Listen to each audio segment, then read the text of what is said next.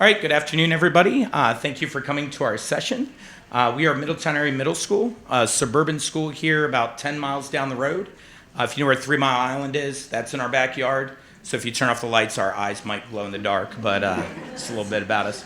A little bit about our student population. We're 50%, just a little north of that, free and reduced lunch. So you kind of get the idea of what we're working with here with our student population. We have approximately 550 students in our middle school. For myself, this is my 17th year teaching in the district. I taught 3rd grade, 5th grade. After 12 years, graduated to 6th grade. It took me 12 years, but I finally made it. I'm also the assistant athletic director. I work on the marching band staff and do a couple other things around the district as well.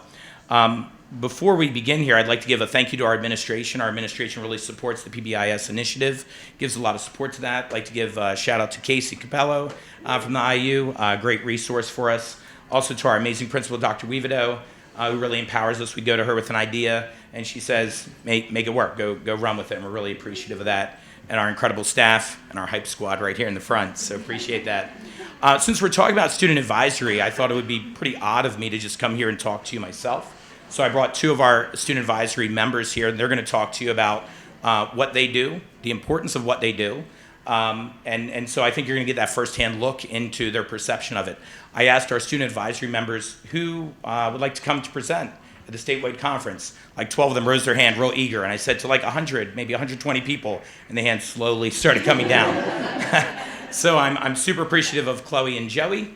I chose them because their names rhyme and I might remember them. And they're here to talk to you a little bit about student advisory. So we'll go ahead and get started here. Where did student advisory come from? So in my role as assistant athletic director, my first year of student athletic director, I saw that we had a lot of students in our athletic teams. They didn't really know how to show perseverance. They had really poor body language at our games. They were getting into fights. We had a lot of kids thrown out of games. And I said, this culture has to change big time, right? So I started a student athletic leadership team, which were comprised of our captains from each of our teams in both the fall, the winter, and the spring. And we also invited other people from the team. What you'll see here with our student advisory council is very same from our student athletics team, is that it's important to have a representation that's equal to that of your school, right? It's not the kids who always get picked for everything. You have to say, we need to make sure that all of our pockets of kids have a representative here and have a voice through those representatives. So in the athletics arena, we trained them on the principles of leadership. We talked about leadership styles. Not everybody has the same leadership style. Body language. How does our body language convey what we're thinking to our teammates and to our opponents? We would also review how's our season going. More importantly, how's our practices going? So I'd show up to the practices. What kind of body language am I seeing there? Are we modeling good teammate behavior? What are our team goals for this year? You ask a lot of kids, what are your goals? It's win, loss, win, loss, win, loss, right? That's great. But what about our leadership? What are we looking to do? We looked for community service opportunities for them. In our school, as part of our free and reduced lunch population, we do Raider Packs, where we serve food through a backpack. So our students pack that for other students. Also, we have a program called Little Dribblers over the weekend, where really little tiny tykes get together. One of our elementary schools, like 3-year-olds, just dribbling basketballs everywhere. And both our boys and girls middle school basketball teams went down and helped out with that. They went to work in an animal shelter, cleaned a park, and most recently our girls basketball team made cookies for the fire department. We also wanted to show appreciation for our officials. And when I told a lot of them, hey, you're going to be part of this student athletics leadership team, they're like, cool, all right, fine, maybe I'll show up. And I said, and there's going to be free breakfast. There will be donuts, there will be sticky buns, and they all showed up on time and they were all ready to go. So that was good to go. So during my first year as assistant athletic director was also our first year of the implementation for PBIS. And we noticed that the students were buying in, the staff was buying in, but they weren't really clear what they were buying into, right? We finished the year and students, we use an online ticketing system that you'll hear about later, but the students finished with literally thousands and thousands of tickets. They didn't spend them on anything, so what good is that ticket? The list of rewards that teachers had that they were responsible for were literally a mile long. There were rewards and rewards and rewards. So what we did is we chose 4 students from each grade level. Again, they had to be representative of that population of the students. And then that was such a success that last year then we made it 16 students. And students literally have begged to be on student advisory. So much so that we're probably going to branch out into committees here. And each October, I now teach 6th grade science, we start a new cohort of students. So the real focus, and we'll soon get to these two, is that the student advisory meetings are completely student-led. Myself as an advisor, I literally sit in a corner and just watch them run the meeting. So 100% is on them. At the beginning, some of the meetings are a little rough, right? Some of the agendas go off on some real weird tangents. They talk about spending a whole lot of money that we don't have, right? I mean, they're like, the student rewards, we're going to go to the Eagles game. No, we're not. No, we're not, right? I mean, that's not going to happen. But what's really important is you have to let go and let them, right? Let them figure it out. Give them the guide rails and let them stay between it. Actually got a call a couple weeks ago from one of our student advisory council's mom. Said she was running a meeting online on Zoom, and she finished the meeting, and her daughter was like, "Mom, you did an okay job, but you really didn't listen to all the stakeholders, and you were more focused to getting to the end of the agenda than hearing everybody out. So, we're doing some good things." The group leader rotates. So each meeting, each month that we have, there's a different group leader. There's never a shortage of people that want to be the group leader. So they meet ahead of time, and we go over the agenda together. We meet twice over the summer to really set the tone for our school year, think about what our goals are, think about some of our bigger events that we want to set throughout the school year. Again, we review the data. So we pull our data right from Swiss. We redact all the names of the teachers, of the students. They don't see that, but they can definitely see the trends, right? It's one thing for me to tell them about the trends. It's one thing for them to see it in literal black and white. Where are things happening? What are we doing about it? The things that we implemented last month, how are they playing out? And to make the goals, right? And not only just goals, but what are actionable steps we can take to make sure that we reach those goals? And now I will turn it over to them. Okay, so one of our main purposes of the student advisory group is to come up with events and ideas for the students to enjoy and to work for. They follow PRIDE, which stands for Perseverance, Respect, Integrity, Discipline, and Excellence, to be able to work for those events. Some of those events are student versus teacher athletic games, hot chocolate and door decorating, and Easter egg hunt. Student versus teacher athletic games, we have had basketball, volleyball, and flag football. For the basketball, you could put in, depending on how many points you have made from our online reward system, PBIS, you could put in tickets to be able to play. The more tickets you earned, the more you got to put in, and the more likely you got to get picked to play. So for basketball and volleyball, we played in the gym, and if you didn't play, you could sit in the stands and watch everybody else play. And it was really fun to see our other fellow classmates play against our teachers, and our teachers play against them. For flag football, it was extra special because we got to walk down to our high school turf field, and everybody just got to stay outside, and it was a nice day out, so it was really fun. Hot chocolate and door decorating was also really a big thing because in the winter, you got to come up with an idea with your teacher, and depending on what room you're in, you could have 2 doors or you could just have one. And after you were done, you got to go down to the cafeteria, grab hot chocolate and a candy cane, and just relax and have fun with your friends. Easter egg hunt was also a really big thing because the kids really enjoyed it. And we partnered with the PTSO and we scattered hundreds of eggs around the field near our house. Near our school.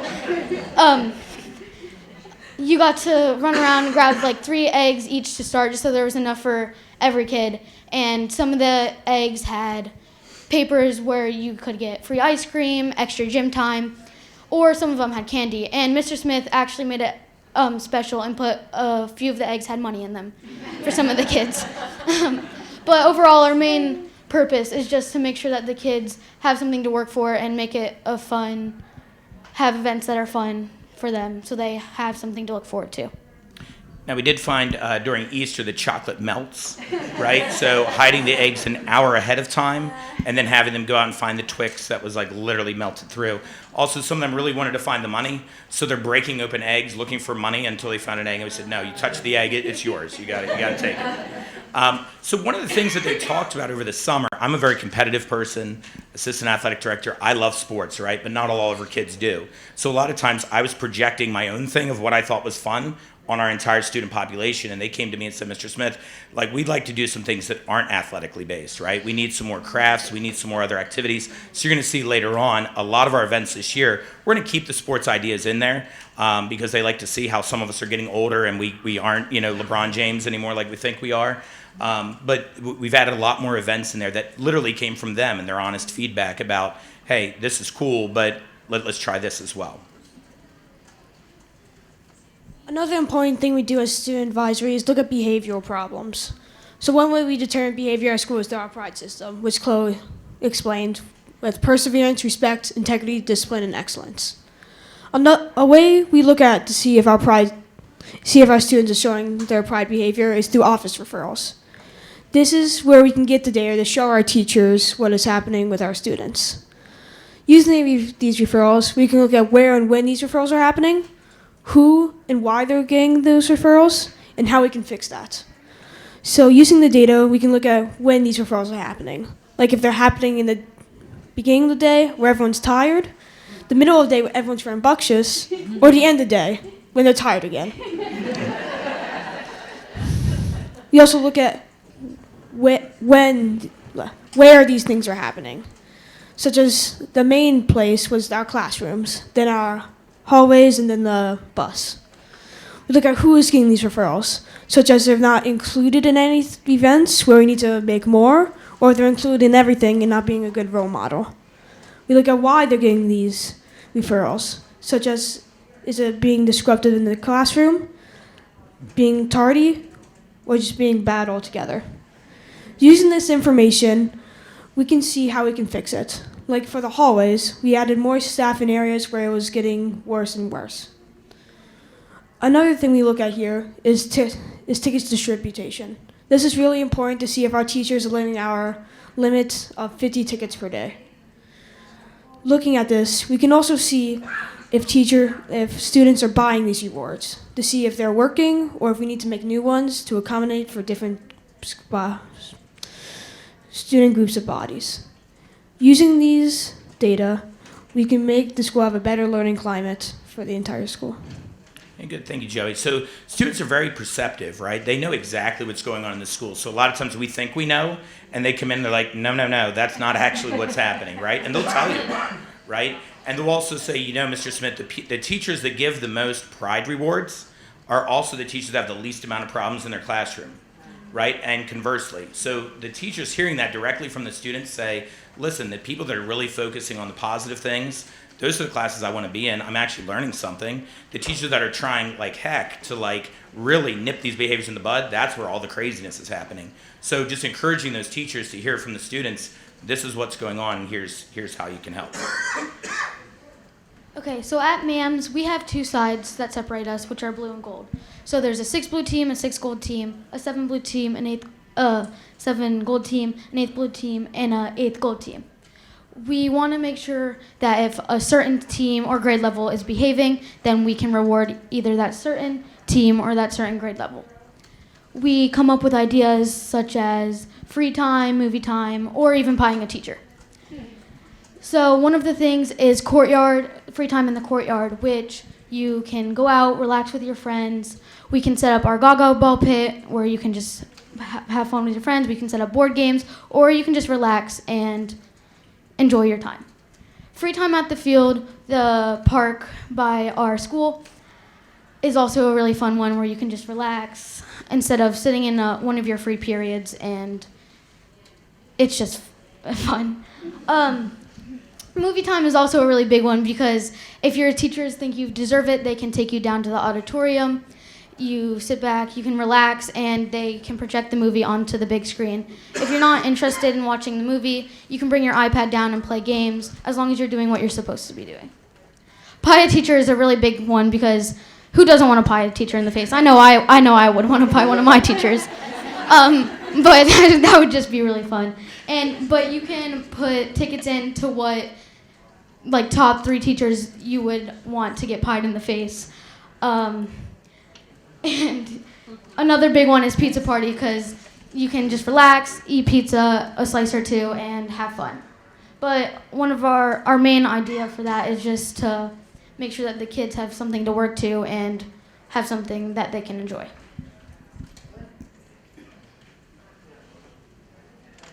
Another thing, one of the most important things we do as student advisory is come up with rewards for teachers. So we have this PBIS system, which is where teachers can make their own stores. They put 4 or 5 items that they can specialize in and students can buy from. Students have their own accounts where they can check how many pride points they have and spend them.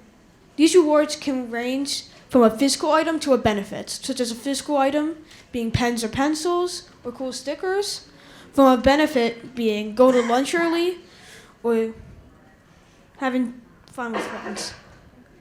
We also love to create connections in our school to make the environment better. So using this, we can make it funner and school learning better. We have board games and reading, which we can do during one of our free times being activity or flex. These are very fun and help the mind relax. Plushies are really fluffy and cute, and who doesn't love a good plushie? Everyone loves them. Lunch with a teacher is really nice because you can get to know your teacher more, which makes the class more enjoyable and the learning more enjoyable. It makes the class a better overall. Time in the courtyard outside, like Chloe said, is very fun and relaxing. You can play with your friends, we can do gaga ball, we can do a lot of things, and it's really good to relax. Lunch with friends was huge last year. Last year during lunch, the tables were split into 2, blue side and gold side. So if you were on blue and you wanted to hang out with your friends at gold, this would be the thing you wanted to buy. You could also eat in the flex seating area. This was a beautiful space down near the main lobby that had a beautiful opening window and very comfy chairs to sit in. Using these rewards, we can help the school have a better atmosphere and keep students driving to become better and improve every day.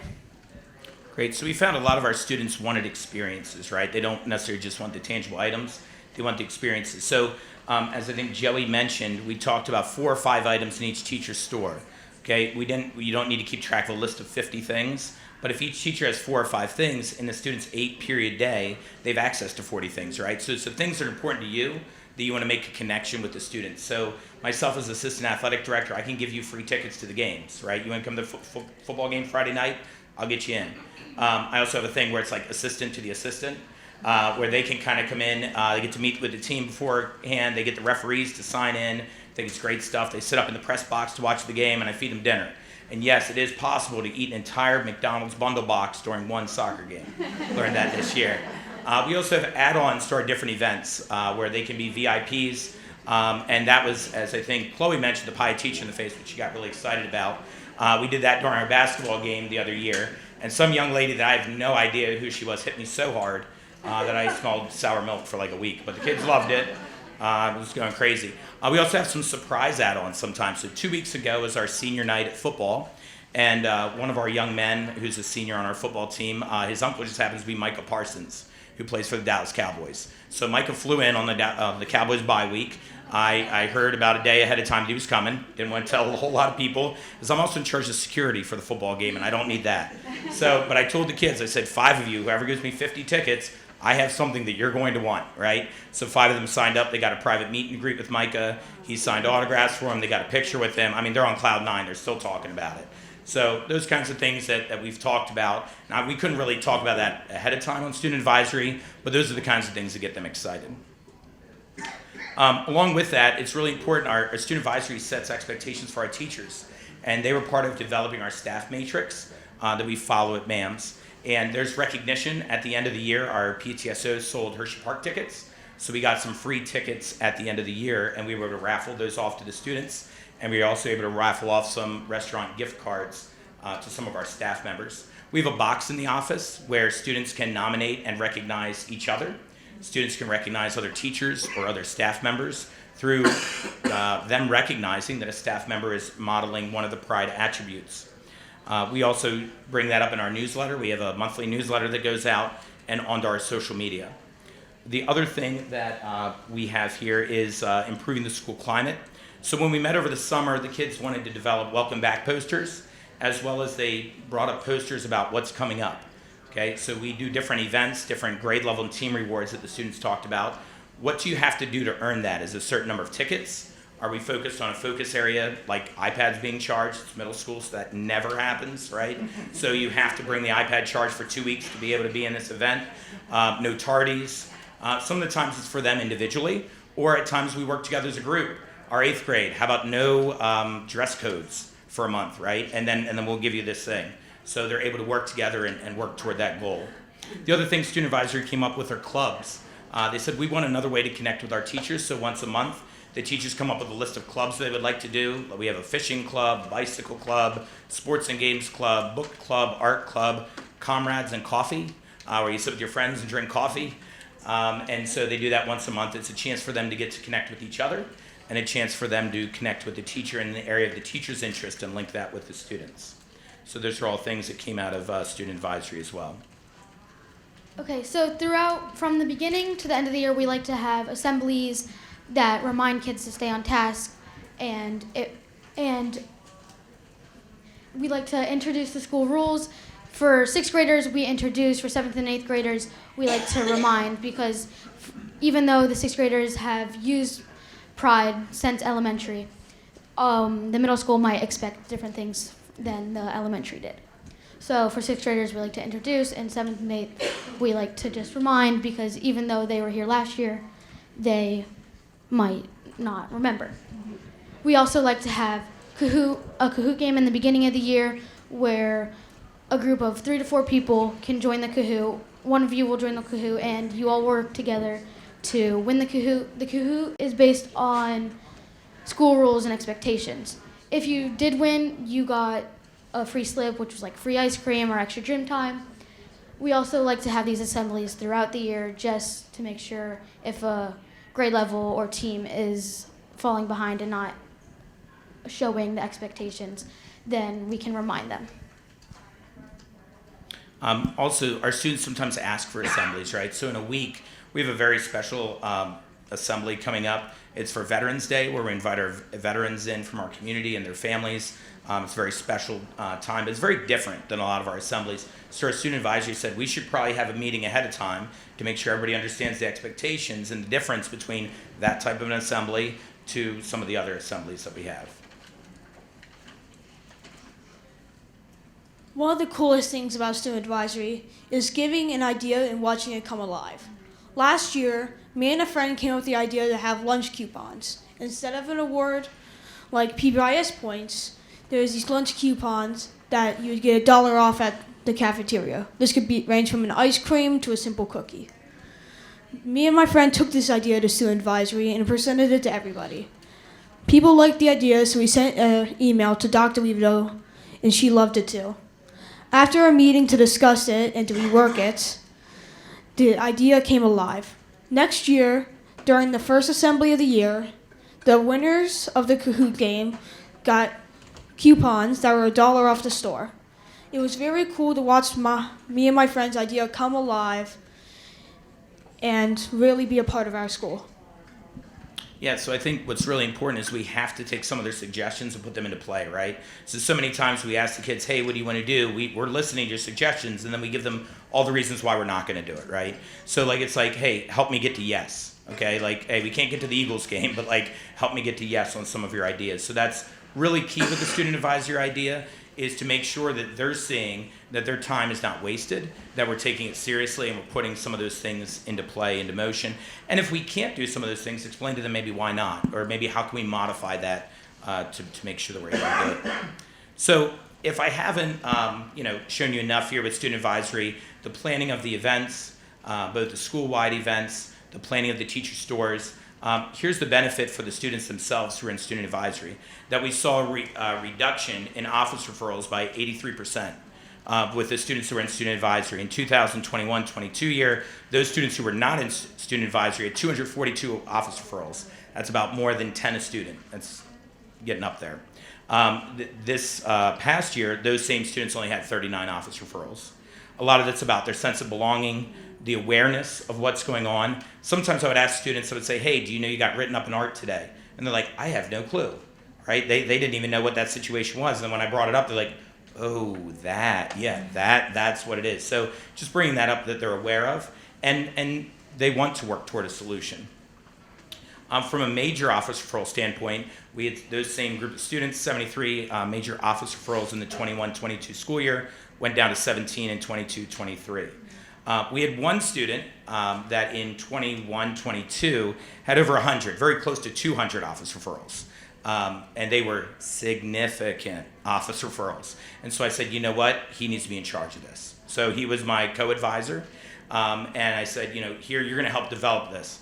And he helped meet with each student. And when that person's turn was to be the leader of the group, he met with them and helped them develop the agenda. And that student went from 180 some office referrals to 6 in his 8th grade year. And now he's in 9th grade, and he's having a great year so far this year. So that's really awesome to see what we do here be translated on.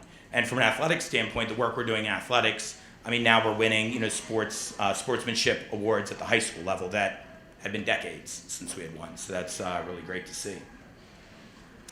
Also, on the positive side, we've seen exponential growth in the number of tickets. We're seeing 90% of our students being recognized each day because they want to earn the tickets, because now they have things that they're working toward that they think are valuable for them to save up their tickets and earn.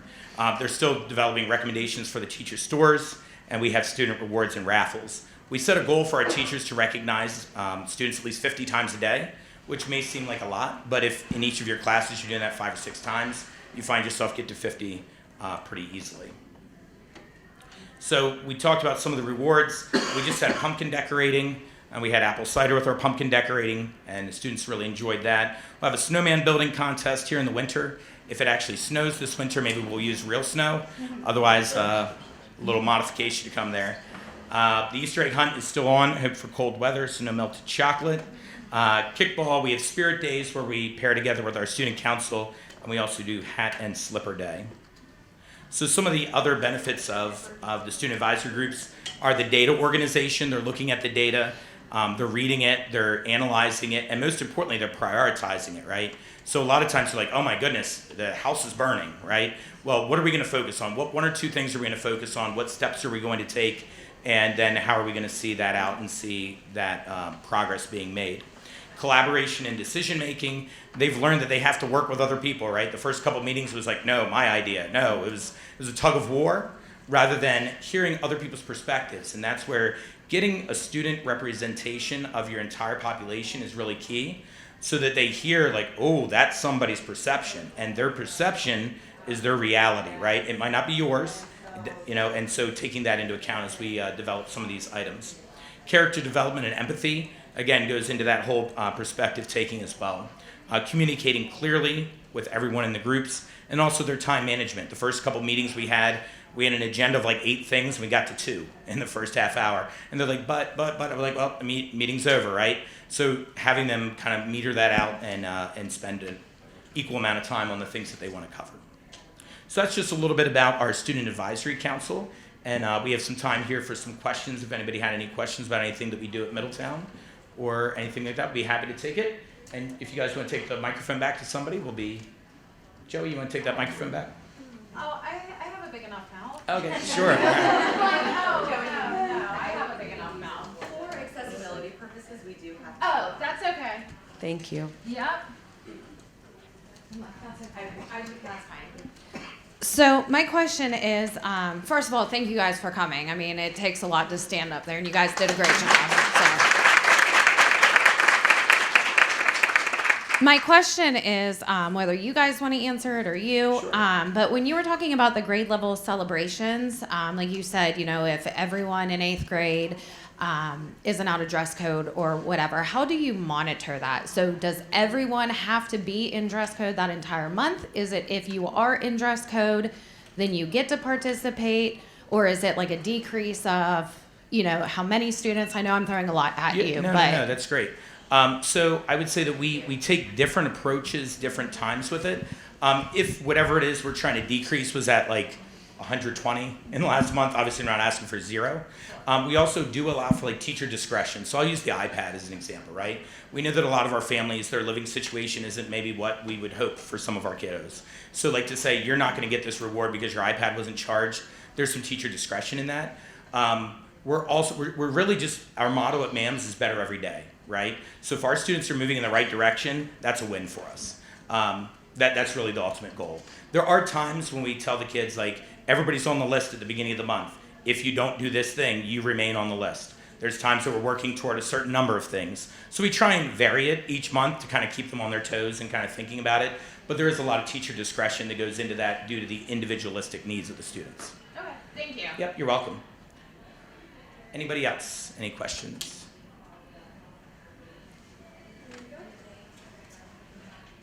Thank you so much. This is so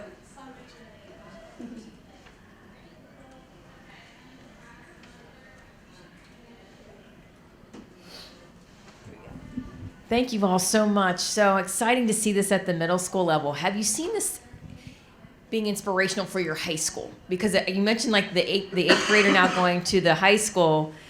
Are they now saying we need this at the high school, or what are you seeing at the high school level, if anything?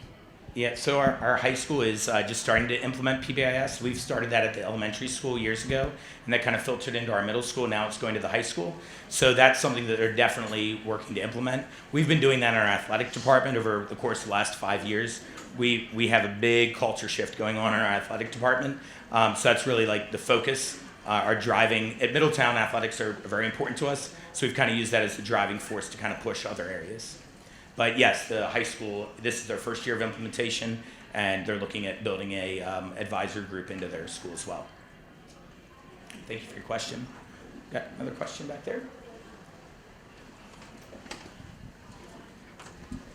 So my question, you mentioned cafeteria and hallways, and I'm working with a middle school group, and we're just getting established with our student advisory.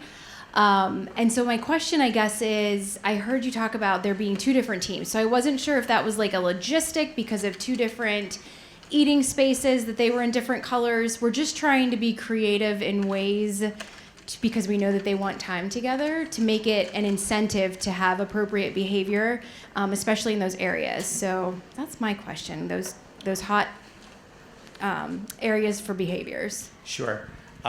So our two teams are based on like a teaming model for instruction.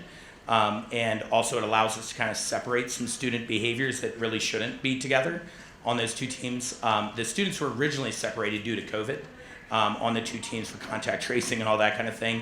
Now they're able to eat lunch together. They kind of sign up for a table at the beginning of the year, 4 or 5 students, but they can certainly earn tickets and eat at like the flex seating area with students who maybe aren't at their table. Another question back there?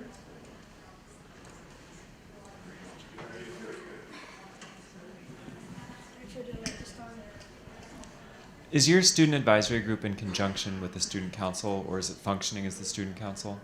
No, it's completely separate. Okay. Our student council develops activities for the whole school on a very global nature, and we kind of run side by side with them. So I would say if you're looking to do a student advisory, it's very important to coordinate with them so that you're not trying to duplicate what they're doing and step on their toes or vice versa.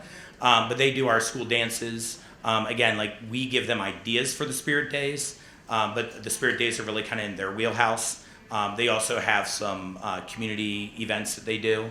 But no, those are two separate groups. Are some of the students in student advisory on student council? Yes. Again, that's getting that whole piece. We have students in athletics, students that aren't in athletics, student council not, but two different groups in our school. So is it safe to say it's kind of like a subcommittee of student council in a way?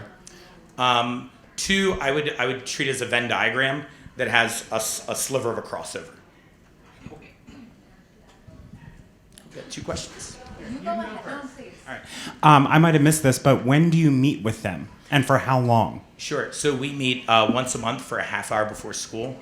It's a little bit of a challenge because our schedule is such that at the end of the day, our activity period is when band and chorus also meet. So I don't want the students to be missing that time. So there are students that aren't there at 7 o'clock due to busing or other transportation issues, but they're able to get in, and they also, the students love this. They talk about it a ton outside of our meeting. So they're able to kind of connect and talk outside of that. So even if they're there for 12 or 15 of the minutes, they're still a part of our group, and they can email me. They kind of meet together in like their little groups and say, hey, we came up with this idea. Can we do something like this? Our schedule is difficult to find that time for the student advisory to meet on a pretty regular basis. Okay, next question. Sure. This isn't specific to the student advisory group, but in your tier 1, you set the currency at 50 tickets a day or 50 points. Can you talk a little bit more about your experience with that? Because that's something, I'm a facilitator, so that's Sure. always a question I get from schools K through 12, right? Is, well, how many should we anticipate handing out? So can you talk about your experience and how staff are doing with, like, are they giving out the 50 tickets? Sure. So it's a great question because we really struggled with that in our first year. We struggled more with what is the value of one. Okay, we had some people that would hand out like 400 in a class period, and like a pencil is 50 tickets, and the teacher next door hands out 2 a class period, and still when they want the pencil, it's worth 50 tickets. So, and we do share staff, like our creative arts staff. So if something in their store is worth 50 and you're only getting 2 tickets a day for that pencil, am I really willing to work for a whole month for a single pencil? So we really had to do a lot of training with our staff about the value of one first. And then it's pointing out that we kind of use a flood them with the positives first, and you can draw back on that and make it a little bit more intrinsic. So it's the extrinsic to the intrinsic. So myself as a building coach, when I have a prep or time in my day, I'll go into a lot of our newer teachers' classrooms for teachers that might be struggling with some things and just kind of model some things for them about how to start their class. Like, I really like how Chloe lined up quietly outside of the classroom and she had her books in her hands. I'm going to award her a ticket, and verbalizing that, right? So it's about giving that behavior-specific praise. And a lot of our teachers are just awarding points behind like the green screen of like the Wizard of Oz. And the kids are like, surprise, I got 12 tickets today. I didn't even know what I did, right? But how are they supposed to duplicate that behavior if they have no idea, right? So it's about making sure that they're specific about it so that now Joey says, oh, if I want that ticket, that's what I need to do, right? Because a lot of our other students are like, how did they get that ticket? So when you're verbalizing that and making that a focus, right? My focus isn't science. My focus is, making sure that we're here to learn, and then science kind of dovetails into that. And if I take 5 minutes out of my class time focusing on behaviors, I've just now earned 15 minutes that I would have been resetting people and putting out fires. So telling them to invest that time, and a lot of them do get to the 50 tickets. Of course, is that 100%? No, right? But a lot of that then is the student advisory saying, or even at our core leadership team, hey, so-and-so hasn't handed out any tickets in last month. What can we do to help support them? And sometimes it might be they're just not thinking about it, right? I mean, we're all real people. And I mean, there's weeks that have gone by that I'm like, oof, didn't get it done that week, right? But I think it's shifting the mindset with our staff of positive versus punitive. Thank you. Yep, thank you.